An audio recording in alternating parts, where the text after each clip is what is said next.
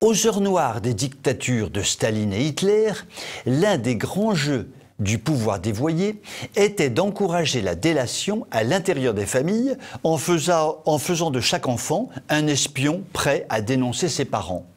Madame le commissaire politique, mon papa a rigolé en parlant à mon tonton du camarade Staline la semaine dernière.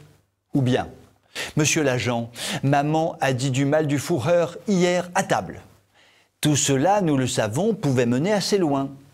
La Macronie ne déporte pas encore, certes, mais elle vient, dans le genre, de nous offrir un épisode de délation intraconjugale assez admirable de grotesquerie et de bouffonnitude. Et cet épisode est d'autant plus significatif qu'il s'agit, dans ce cas précis, de la délation d'un membre de l'administration territoriale, en l'espèce d'une préfète, qui a balancé son homme pour cause de non-conformité idéologique. Ragadougoudougoudougoudou. Mais quoi qu'il a fait de mal, le monsieur de la préfète, pour être balancé comme un gros porc par sa préfète de compagne. Eh bien voilà, le compagnon, car il n'est qu'un compagnon, de la préfète, a osé, sur son compte Twitter personnel, mais public par définition, puisque Twitter est un lieu d'expression publique, a donc osé émettre des opinions en contradiction avec les orientations du guide suprême, Manuchon-le-Grand, en matière d'immigration notamment. Oh, le vilain cochon cubain! Le monsieur a osé écrire « J'en tremblote de partout, rien que d'y penser ».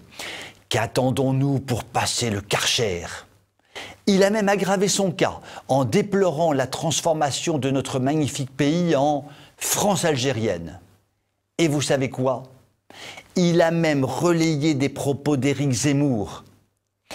Pour le conjoint d'un représentant du pouvoir, ça fait tâche quand même. Non mais je vous jure quand même des fois. On pourrait arguer du fait que le copain à la dame préfète, lui au moins, est proche du peuple, proche des préoccupations des Français et partage les inquiétudes des habitants de notre doux pays. Mais ce n'est pas ainsi que la dame préfète l'a entendu. Elle s'est dit atterrée, révulsée. Elle juge abject son pote. Ce sont ses mots. Non, non, je n'exagère rien. Le pote au poteau.